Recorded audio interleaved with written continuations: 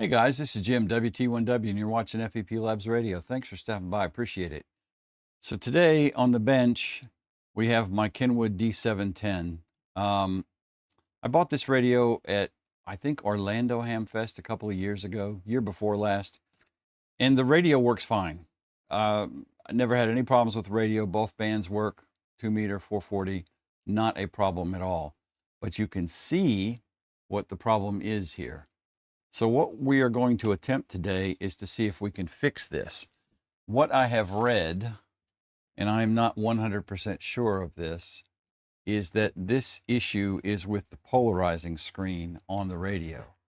So I have two different kinds of polarizing screens here. One's a little darker than the other one. And we're going to take this thing apart and see if that fixes the problem. This is quasi-readable now, and if it stayed like this, I probably wouldn't sweat it too bad, but I really like this radio, and as this thing heats up, that screen gets worse and worse. Now, I don't know if it is the polarizing film. This is not a new radio. I don't know how old this particular radio is when I bought it, or how many owners it's had, but it works fine. Don't have any problem there, but this screen gets just about invisible, and you can see here we've got this dark circle and you can kind of barely see the numbers and you can't see much else. So we are going to take this head unit apart and see if I can figure out how to replace this polarizing screen and see if that fixes it. Failure is absolutely an option on this operation. We're just going to find out. Now this has the potential to be a long video. I'm not going to let it go too long. I will fast forward through a lot of stuff where me unscrewing bits and just trying to show you the highlights as we go. So with that being said, let's get at it. Okay, so to make the repairs, we need some tools. And what I'm going to use here is let me kill that view a second, my super fancy iFixit toolkit. And I'll have a link to this in the description below. This kit has been updated numerous times. My wife bought me this for birthday or Christmas or something. Love this kit. It is not an electric kit, and I think they make one now. But honestly, for stuff like this, I'd prefer to have a manual screwdriver. And you can see we have an assortment of bits. And this is not sponsored by iFixit. I just like the kit. We have tweezers, we have picks, we have spudging devices, we have a caliper, ruler, metal spudgers, and then I think down here is a suction cup and a ground strap. Anyway, it's a nice kit, and it comes in this super nice tool roll. Again, this is an older version of the kit. I know they've updated it a good bit since I got it, but anyway, just FYI, that's all. Not sponsored. I'll have a link to this in the description below. We're done with that for now, anyway. So let me go back to my fancy 2-camera view. And hopefully I can keep all this stuff in frame for us. So this is the radio, and this guy has some tiny screws in it. And it looks like little Phillips screws. So that is our first task, is to get the back of it off. I've got a little project box here. I'm using it just to hold all the screws. Okay, the back is off. That was too easy. What have we got here? So you can see we have a little ribbon cable there. This is a shield, I guess, of some sort to protect things from touching things that they shouldn't touch. And these things are a pain in the butt. It's easy enough to get them out, but it is a giant pain in the butt to get them back in. There are two tiny little clips on either side of this connector. I guess that camera shows better. And you pop those up, and then you can slide that ribbon cable out. This is decent because it's got this little pull tab on here so we can get this thing back in. I'm going to get rid of that second camera. I don't know that that's adding a whole lot of value. All right, so there's 3 screws on that board, one of which was missing. And then I got the little connector pulled out. So let's get those screws off. Missing that one there. And then the knobs have to come off. And then we have split ring connectors on those knobs, and we have to get a tool to remove those. And I have this ghetto split ring dingus here, which kind of works, except I think I'm missing a part that holds it together. And once you get those little rings loose, then they're pretty easy to take out. And honestly, most of the time, a small screwdriver bit, which is what I changed to here, works just as well. If they're really tight, you need the split ring thing, but once it's loose, they'll just come out with a regular screwdriver. So now we got the front cover off, and we got the knob assembly out, and you can see it goes on there onto this little tabs. And then there are 4 little copper tabs that hold the screen itself onto the board. So we're going to get those off. And now we have this backer plate, and then the metal front piece, and then we are to the screen. So I told you I was going to skip through a lot of the boring stuff.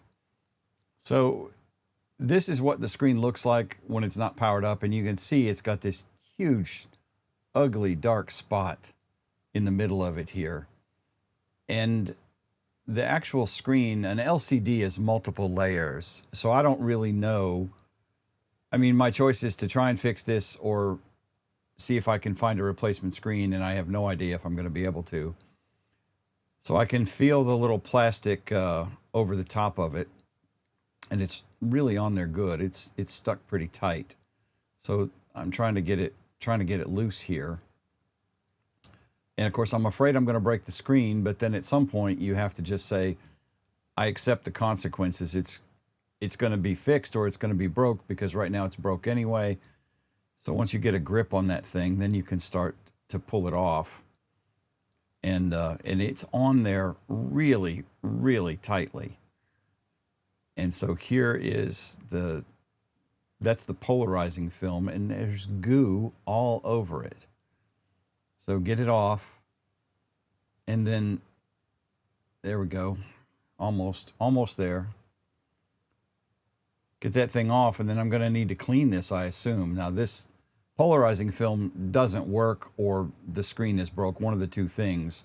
But you can see already, and I'm a little curious about this now, the giant blob of goo that's right where you can actually kind of read the screen, as opposed to the side. So I'm going to have to find something to try and clean that off, because it is a sticky mess. It's like contact cement or something similar to that. And then it also seems like there are there's another layer or sticker that needs to come off of the screen. You can see there on the right side and there on the left. And it's a real fine plastic layer that needs to come off. And I would like to maybe get that off and get rid of some of the goo, but I'm having a hard time getting that thing to go. I tried scratching it with a fingernail, and off camera a little bit, I tried peeling it up with my knife. But I also don't want to dig into the screen and trash the screen. Okay, so I've been cleaning the screen for the last several minutes, and you can see this is the filter that was on the radio screen itself. And you can see here is a relatively goo-free spot, and that was about what you could actually see on the radio screen itself. And then all around it, of course, is really just sticky goo. The actual physical screen also has had a bunch of goop all over it, and I used 99% isopropyl to get the gooey parts off. So this was apparently glued in some way or manufactured to this. It also looks like, and I don't know how well this is going to show up on the camera, but it also looks like there's another layer of film right here, which I suspect was the adhesive layer to hold this down to the LCD, because that feels different than this. This is like a little plasticky right here in the middle. So I would have to peel all this off, and I really have no way to fasten the new polarizing film on there. What I'm curious about is what it looks like without this garbage on there and see if the screen is still useful and if it's something I want to pursue trying to get this off. But I mean, I think at this point I've already spent more effort in this than a potentially new screen would cost. And if I can find a replacement screen, this looks like a pretty easy replacement to do based on what we've taken apart. So let me slap enough bits together that we can power this up, and we'll see what this looks like. And I'll pull out the new polarizing films and at least hold it over it and see if the screen looks any better. And we'll go from there. So stick with me. All right, so let's put some of these little dinguses back on here.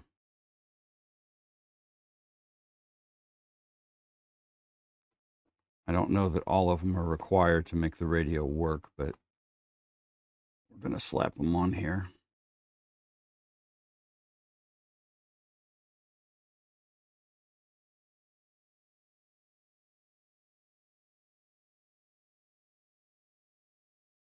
We need to add in our connector from the head unit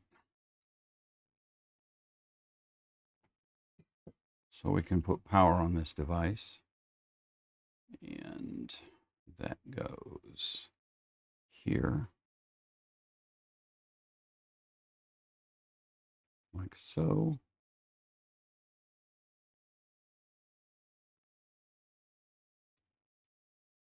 Like that. And then this is the front side here of the device. So let's put our screen back on.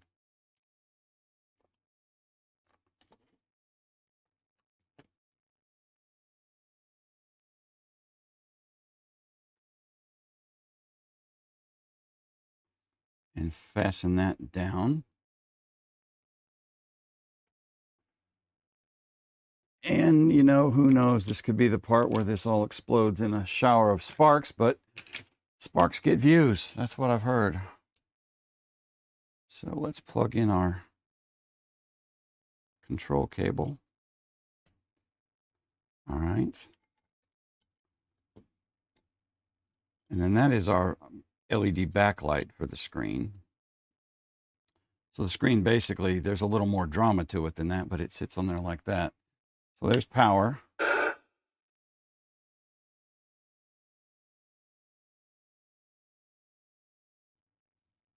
And we have a backlight.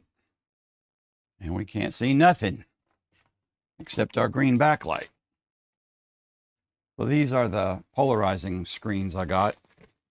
They come in this whatever size and you just cut to fit. So let's see what that looks like. By cracky. Let's try the darker one. Now keep in mind, I don't have everything on here that's supposed to be on here. But yeah, and I don't know how well it's shown up on camera, but it's definitely not the screen. It's that film on top of it. And it looks like the backlight is all good too, but this requires the polarizer films over it to actually see anything. Yep. So my fix wouldn't have worked anyway because I don't have the right polarizing screen. Got to be careful. I don't want this screen, which is relatively heavy, to snatch that off. But yeah, you can see that it looks pretty good, even in the ghetto position. But these screens are not doing the thing well enough that this would be readable. Because I suspect, besides being a polarizing screen, this must filter out some backlight or something. And I have to do these at 90 degrees because if I put them both the same way, it's going to kill all the light. But you can see it's still got kind of a dark spot in the middle. And some of that may be the residue that is still on this screen. So there we go. And if I put this back over the top of it, you can see our little circle of doom again. You can also see the goo. And this is what I was talking about right there. It looks like some sort of film. So I think this is also a filter, not just polarizing, but I think it's some sort of filter, because I've never seen discrete LEDs showing through the screen. It's just a flat single color beige-ish background with the numbers. So that is gonna about do it for this video, I guess. It's a successful failure. We figured out what's wrong with it, but I can't fix it. So I guess my next mission is to see if I can find a replacement screen for a Kenwood D710. And if any of you has got an idea where I could find one, drop a message in the comments below. Let me know. Let me know what you thought of this. I told you up front this was probably going to be a failure, and indeed it overall was. We learned some things, but still a fail. Again, the radio works great, absolutely fine, but got a problem with the screen setup, and I don't have the wherewithal here to replace that. And I can't fix that dark spot unless I can get this film off, and then I still don't think it's going to work right. So, guys, that is all I'm going to have for today. Appreciate you watching. If you would give me a thumbs up, make sure you subscribe to the channel. All that stuff's in the dingus below. Share this with your friends. And 73, y'all have a great day.